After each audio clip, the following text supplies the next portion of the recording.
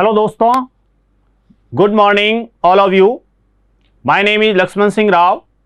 Apex classes के इस digital platform पर जिस प्रकार से हम इंग्लिश स्पीकिंग का कोर्स कर रहे हैं, साथ ही साथ और भी विभिन्न प्रकार की एक्टिविटीज़ जो कर रहे हैं और उसके माध्यम से आपको जो लाभ प्रदान हो रहा है, तो इस प्लेटफॉर्म पर आप सभी का फिर से हार्दिक स्वागत, अभिनंदन। हमने बहुत सारी प्रक्रियाएं, बहुत सारे कोर्सेस इस प्रकार से अपेक्स क्लासेस एजुटेक ने शुरू की है और उसका फ़ायदा आप सभी को मिल रहा है। अब इसमें कुछ बातें इस प्रकार की है, जैसे मुख्य बात आती है रेगुलरिटी की, कि आप नियमित और निरंतर आप उसमें हमेशा कनेक्टेड रहें। जब आप एक टॉपिक पढ़ते हैं, देखते हैं, उस समय वो समझ में आ गया, उससे जुड़ा हुआ जो टॉपिक होगा उसको जब तक आप नेक्स्ट में देखेंगे नहीं, हाँ हो सकता है आपको उस समय नहीं मिला हो, तो बाद में भी आप उस क्लास को देखें तो आपको लगेगा कि हाँ इससे ये जुड़ा है, और तो आपको पूरा समझ में आएगा। क्योंकि काफ़ी क्लासेज इस टाइप से है कि जिसमें एक टॉपिक जैसे हो गया, उसके बाद में नेक्स्ट को हम जब शुरू करते हैं तो वो वीडियो नेक्स्ट में हम देते हैं। ऐसी स्थिति में होता पूरा, करते पूरा है, लेकिन किसी कारणवश आप यदि उससे कनेक्टेड नहीं रहे हैं तो बाद में आप उस वीडियो को देखें और आप अपना जो भी टॉपिक है उसको क्लियर कर दें। तो इस प्रकार से हम बढ़ते हैं आगे। इंग्लिश स्पीकिंग में आज हम सेंटेंसेस भी लेंगे, कुछ ऐसे वर्ड्स भी लेंगे और कुछ प्रश्न भी, और प्रश्नों के उत्तर आप देने का प्रयास करें। साथ ही साथ देखिए, रीट वगैरह का जो एग्ज़ाम है, जो रीट में विशेषकर इंग्लिश सब्जेक्ट जो है, क्योंकि आएगा तो पक्का, उससे रिलेटेड जिसको भी टेंस से संबंधित हो या फिर उससे अलग जो ग्रामर के जो भी प्रश्न आते हैं उससे संबंधित आपको किसी भी प्रकार का बहुत इजी वे से, इफेक्टिव वे से, इंटरेस्टिंग वे से आपको यदि टॉपिक क्लियर करना है, हमारे पुराने वीडियोस देखिए ग्रामर वाले। टेंस में तो मैं आपको दावे से कह दूं, इस प्रकार से टेंस आपको कोई नहीं समझाएगा, देखते ही आपको लगेगा हाँ बिल्कुल सर समझ में आ गया। चाहे वो 6ठी से 12वीं तक का RBSE, CBSE, English medium, Hindi medium student हो, चाहे वो रीट का हो, रीट का एग्ज़ाम दे रहा है, एयरफोर्स का दे रहा है, एनडीए का, उसमें आपको पक्का कह रहा हूं कि उन वीडियोस को आप देखिए। टेंस को हमने बहुत बढ़िया तरीके से अपेक्स क्लासेज एजुटेक ने अपने डिजिटल प्लेटफॉर्म के माध्यम से आपको अवेलेबल करवाया है। बहुत ही बढ़िया, हिंदी इंग्लिश दोनों प्रकार से समझाया है। आपका हिंदी मीडियम है तो भी आपको समझ में आ जाएगा, इंग्लिश मीडियम है तो भी, क्योंकि उसको अच्छे तरीके से सबका ध्यान रखते हुए उसमें एक्सप्लेन किया गया है, और वो भी इफेक्टिव वे से। आपका प्रश्न गलत नहीं होगा, आपको अच्छे तरीके से समझ में भी आएगा। बढ़े आगे, देखिए इंग्लिश स्पीकिंग, इसमें हम आगे बढ़ते हैं। जैसे सेंटेंसेस की बात आती है तो उसमें आपका कहना ठीक है, you are right, you are right.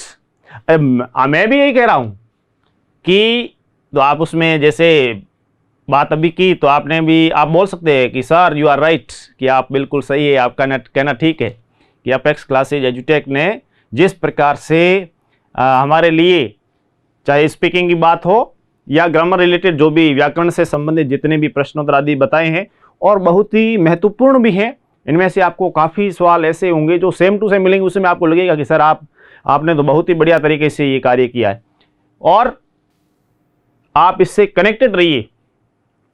ठीक है, मुझे कोई एतराज नहीं है, I have no objection, I don't have any objection. इस टाइप से भी आप अपने मित्रों के साथ में जब बोलते हैं उसमें पूरा ध्यान दें। नेक्स्ट में देखिए, कोई हर्ज नहीं, हम बोलते हैं ना, it doesn't matter, it doesn't matter. जब इसमें इस टाइप से लिखा है तो डजंट ही पढ़ा जाएगा, और डज और नॉट अलग है, तो उसमें आप इट डज नॉट मैटर ऐसे बोल सकते हैं। ऐसा ही होगा, इट विल बी सो, ऐसा ही होगा, इट विल बी सो, और इट डजंट मैटर, कोई हर्ज नहीं। ठीक है, कोई बात नहीं, हम बोलते हैं मैं आपसे सहमत हूं, आई एग्री विद यू। देखिए इसको भी, ये जो इस टाइप के सेंटेंस, जैसे आपको एग्जाम में भी क्या करेंगे कि जैसे आई एग्री टू यू दे देंगे, बाई यू दे देंगे, तो आपको उसमें आई एग्री विद यू इस टाइप से आएगा। आई एग्री विद यू, मैं आपके साथ हूं, आई एम विद यू, ठीक है, आई एग्री विद यू, और या आई एम विद यू। ये इस प्रकार के सेंटेंसेस है जो न केवल स्पीकिंग के लिए बल्कि आपकी जो भी परीक्षा है, आप जो भी कंपटीशन दे रहे हैं उसके लिए भी बहुत महत्वपूर्ण है। ये आपको बहुत अच्छे तरीके से बता रहा हूं। हाँ ये सच है, हाँ ये yes it's true, it is true, मैं आपकी सलाह के मुताबिक काम करूंगा। I will follow your advice, I will follow your advice, इस टाइप से आप बोलें। मैं आपका निमंत्रण स्वीकार करता हूं, I accept your invitation, I accept your invitation, मैं इसके लिए आप अपनी स्वीकृति देता हूं। I give my consent to this, consent सहमति, स्वीकृति, ठीक है, I give my consent to this. अपने पिता का कहा करो, do as your father says, do as your parents say, जैसे कि आपके पिताजी कहते हैं, आपके माता पिता कहते हैं वैसा करो, यानी उनका कहना मानो। मैं आपके ऊपर जबरदस्ती अपनी मर्जी लादने की कोशिश नहीं कर रहा। I am not trying to impose my will on you, I am not trying to impose my will on you, यानी मैं अपनी मर्जी आपके ऊपर जबरदस्ती थोपने का प्रयास नहीं कर रहा हूं, इस टाइप से सेंटेंस बनेगा। तुम मेरे साथ सहमत नहीं लगते, you don't seem to agree with me, agree with, देखिए उससे पहले भी अग्री का लेकर के आया है। ये प्रश्न प्रेपोजिशन आदि के तौर पे पूछा जाता है, क्षमा करें, माफ कीजिए, या फिर माफी चाहता हूं, excuse me, forgive me, pardon me, इस टाइप से फोन पर भी बोलते हैं, और इस टाइप से ये हो गया। खेद है मेरी वजह से आपको कष्ट हुआ, ठीक है, इस टाइप के से नहीं। I am sorry you had to suffer because to me, you had to suffer because to me, यानी मेरे कारण आपको, मेरी वजह से आपको कष्ट हुआ, उसके लिए मुझे आई एम सॉरी, मुझे ये सुनकर बड़ा दुख हुआ। I am very sorry to hear this, I am very sorry to hear this, इस प्रकार से आप बोलें अपने मित्र के साथ में कोई इस प्रकार से, तो उसमें I am very sorry to hear this, यानी ये सुनकर बड़ा दुख हुआ। कभी ऐसी घटना होती है तो ऐसी स्थिति में मेरी सहानुभूति आपके साथ है। देखिए my sympathies are with you, my sympathies are with you, मेरी सहानुभूति आपके साथ है। आप आपे से बाहर क्यों हो रहे हैं?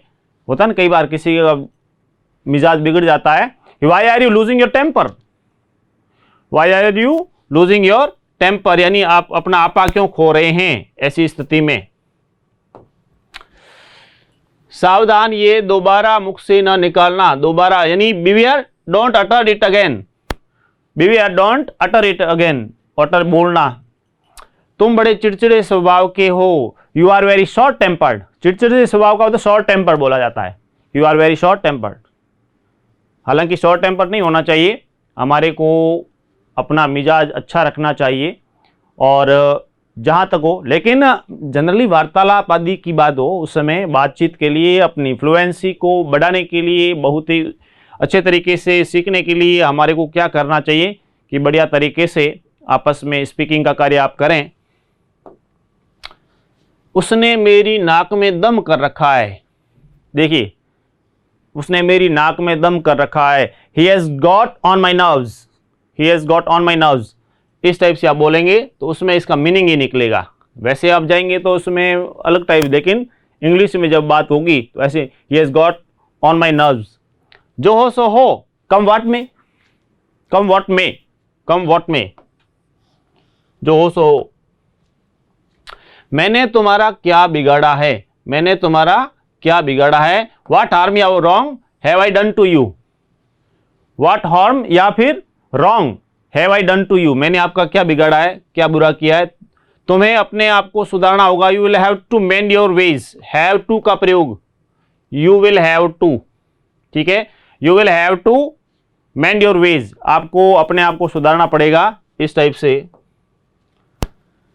क्यों इससे व्यर्थ में झगड़ा मोल लेते हो, why do you क्वाल with him unnecessarily, unnecessarily होता है बिल्कुल व्यर्थ में। आवेश में न आओ, डोंट गेट वर्कड अप, या फिर don't get excited, don't get excited, excited जो इस प्रकार से आवेश में ना आए, उसके लिए इस टाइप से बोलें, अब किसी न किसी तरह बात को निपटाओ। कहते कई बार ऐसी बात होती है, now settle the matter somehow, now settle the matter somehow, जैसे भी हो मामले को सुलझाओ। उसी प्रकार से क्या आपके होश ठिकाने हैं, कई बार बोलते हैं ना आपस में मित्रों में कि are you in your senses, are you in your senses का अर्थ क्या आपके होश ठिकाने हैं, are you in your senses, इस टाइप से। बटे आगे, मेरी आंखों से दूर हो जाओ। कभी कभार क्या होता है, गुस्सा आता है ऐसी स्थिति में, तो get out of my site भी बोलते हैं और गेट लॉस्ट। वैसे आप जनरली गेट लॉस्ट, आंखों से दूर हो जाएं सामने से, एक प्रकार से ये तो उसके लिए get out of my site या फिर गेट लॉस्ट। आपका हमारी बातों से क्या संबंध, how are you concern with our affairs, how are you concern with our affairs, हमारे मामलों से बातों से आपका क्या संबंध, इस टाइप से। बात को अधिक न बढ़ाओ, कभी कभी हम कहते भी हैं, ठीक है ना। Now put an end to controversy, यानी अब बात इस विरोधाभास बात को बढ़ाया नहीं जाए, समाप्त किया जाए, इस टाइप से भी बोला जा सकता है। या फिर don't stress the matter further, matter जो मामला होता है, don't stress the matter further, इस प्रकार से बात को अधिक न बढ़ाओ, ठीक है। भाड़ में जाओ, गो टू हेल, हालांकि ऐसा नहीं बोलना है, किसी को नहीं बोलना है, लेकिन जैसे होता है तो वैसे हेल होता है नरक, हेवन होता है स्वर्ग, भाड़ में जाओ तो उसके लिए कहते हैं गो टू हेल। ये हालांकि अच्छी बात नहीं है किसी, लेकिन जनरली इस टाइप से आपको कि इसके लिए इंग्लिश क्या बनती है वो बताया गया है। इन्हें दोनों पक्षों के बीच फैसला कराने दो, ठीक है।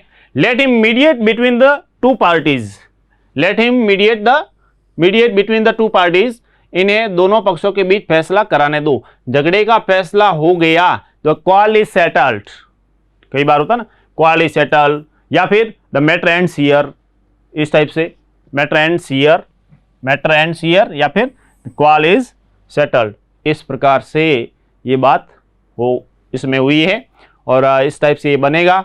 बहुत अच्छे तरीके से याद करें आप। अब एक दूसरे से मिल लो, ठीक है ना। नाउ वी फ्रेंड्स, कभी बार छोटा मोटा इस टाइप से झगड़ा आदि होता है तो उसमें कह सकते हैं नाउ वी फ्रेंड्स, एक दूसरे से मिल लो।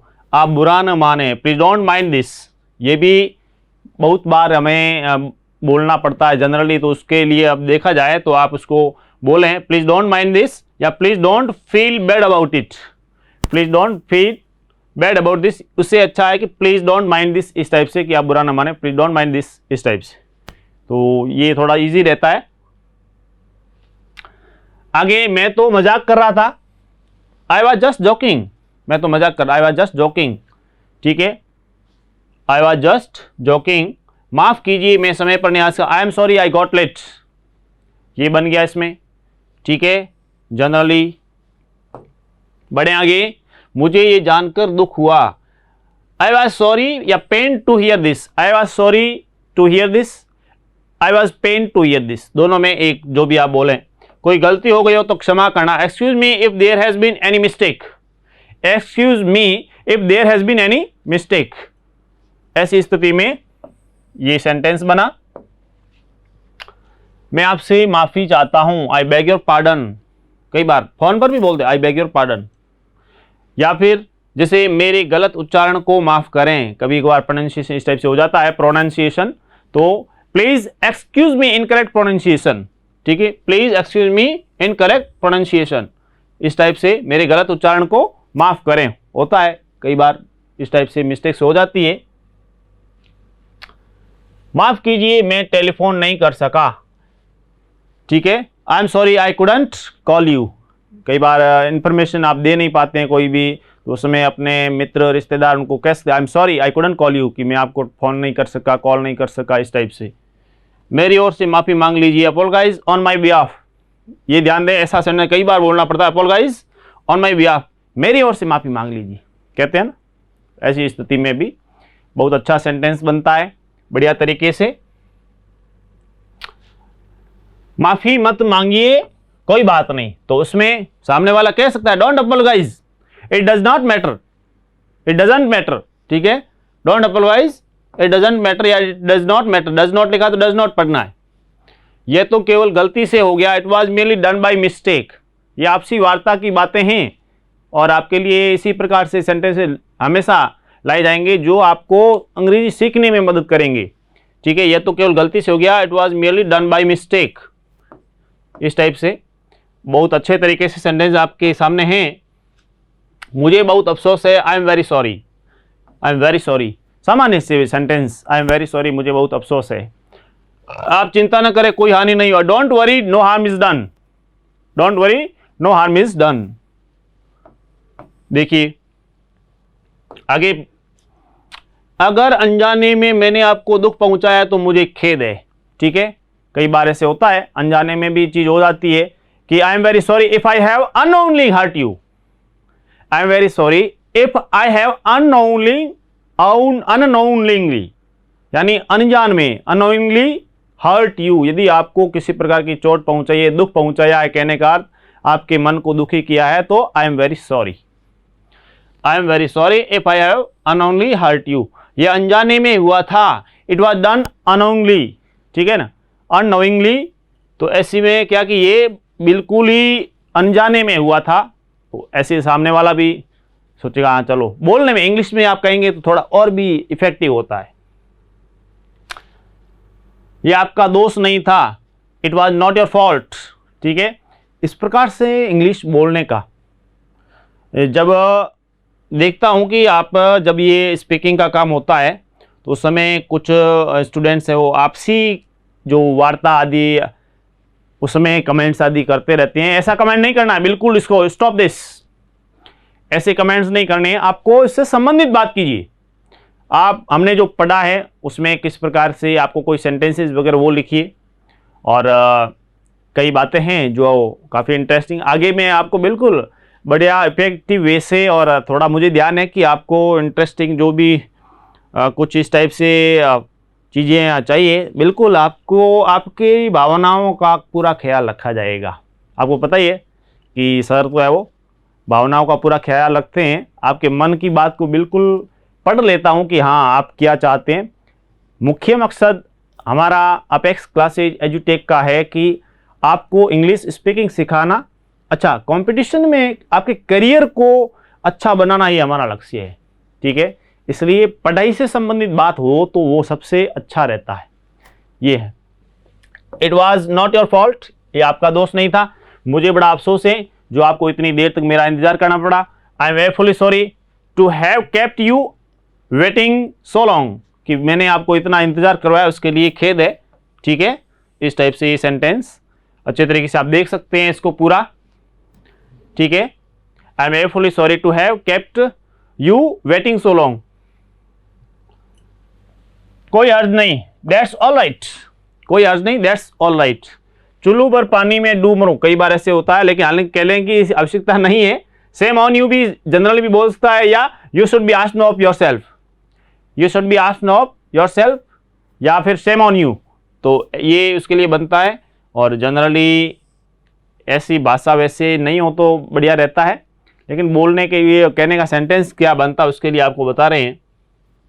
तुम्हें शर्म आनी चाहिए, you should be asked of your self, तुम्हें शर्म आनी चाहिए इसके लिए ये।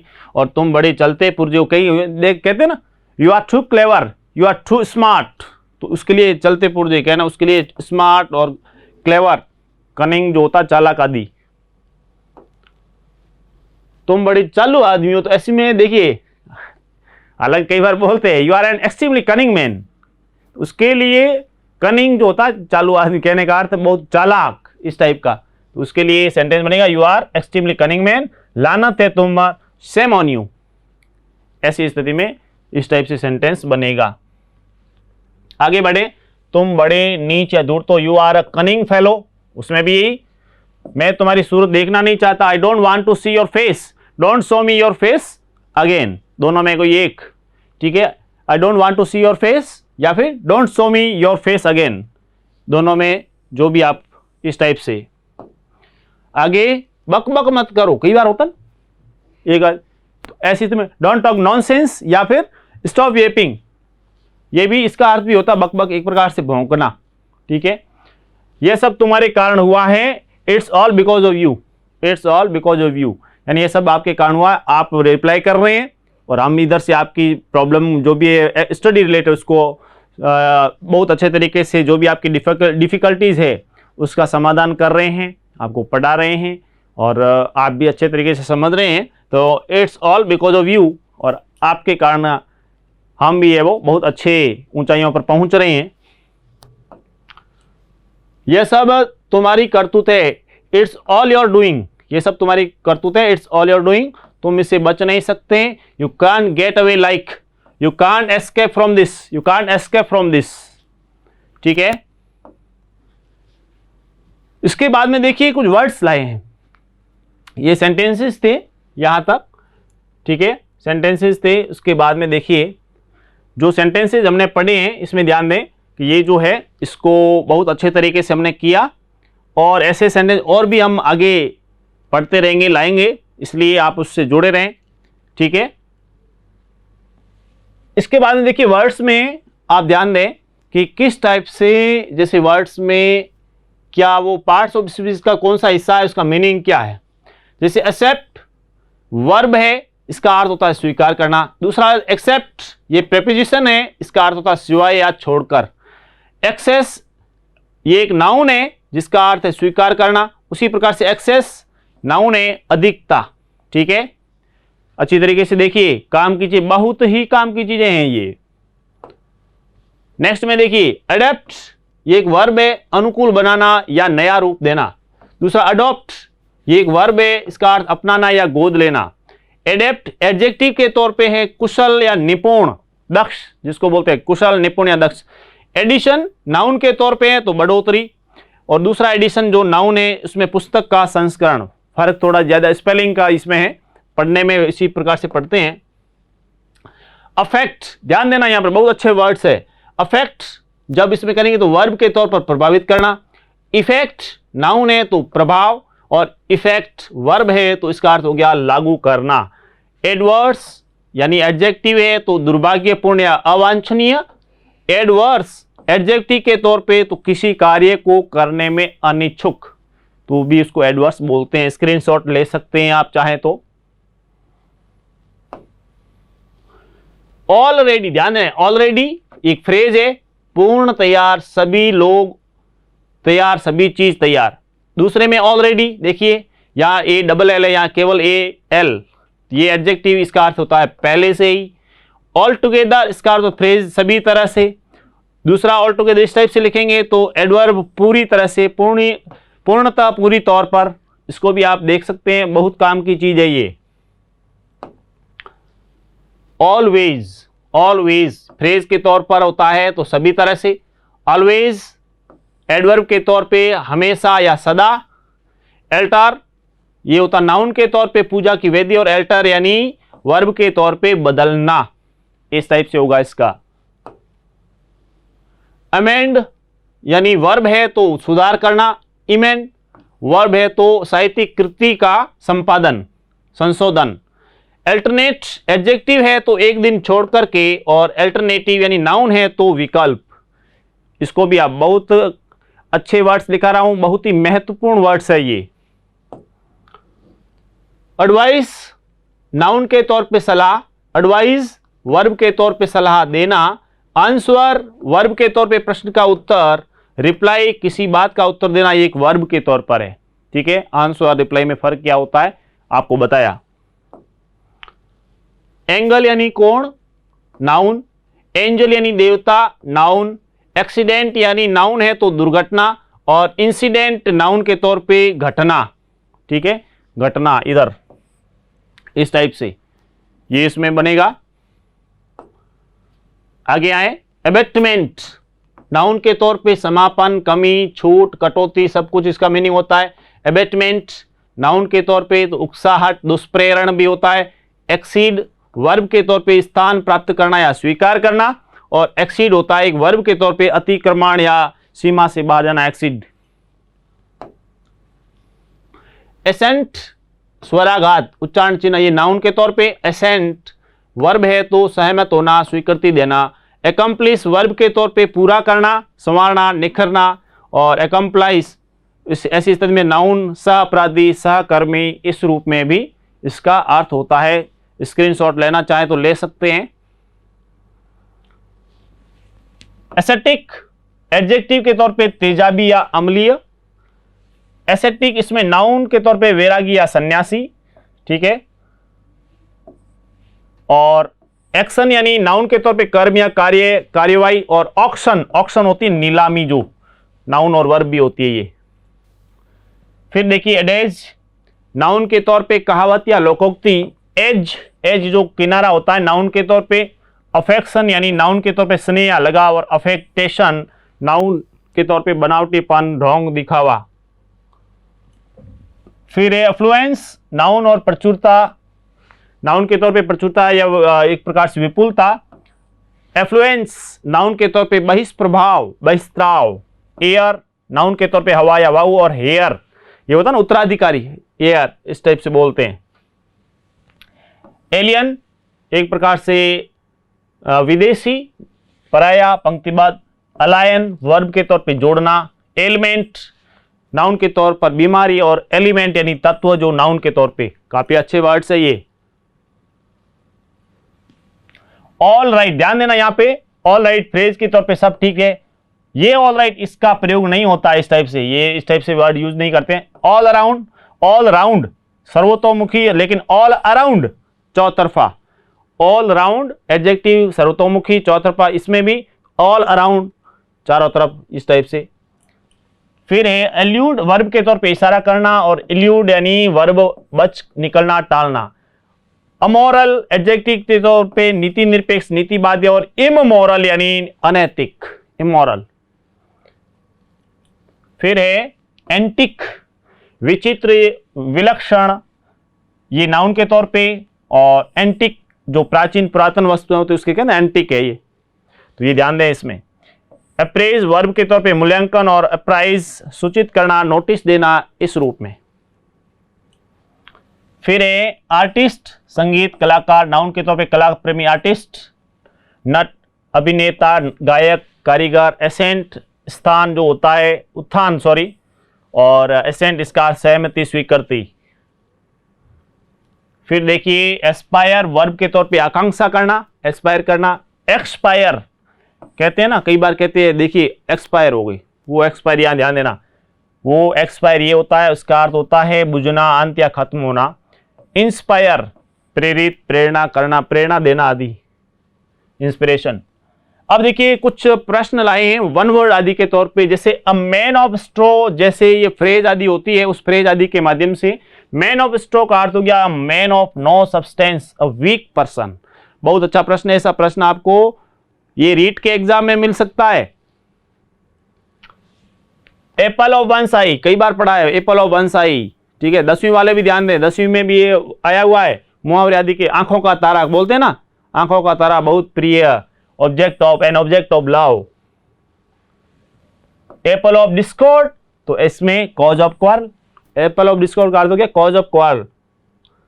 उसी प्रकार से man of iron, man of strong will power, man of iron मतलब स्ट्रॉन्ग विल पावर वाला जो आदमी होता है उसके लिए।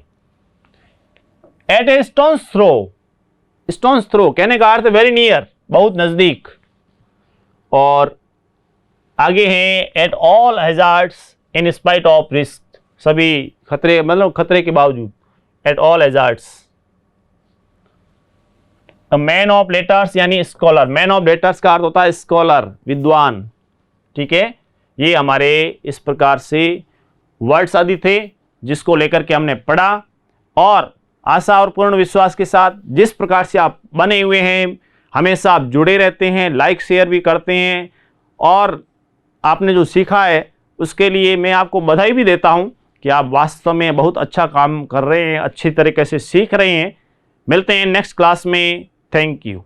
सब्सक्राइब करें हमारा Apex Classes Edutech YouTube channel, साथ ही बेल आइकन को क्लिक करना बिल्कुल ना भूलें, ताकि आगे आने वाले सभी यूट्यूब वीडियोस की अपडेटेड नोटिफिकेशंस सबसे पहले आपको मिले। Apex Classes Edutech, subscribe now.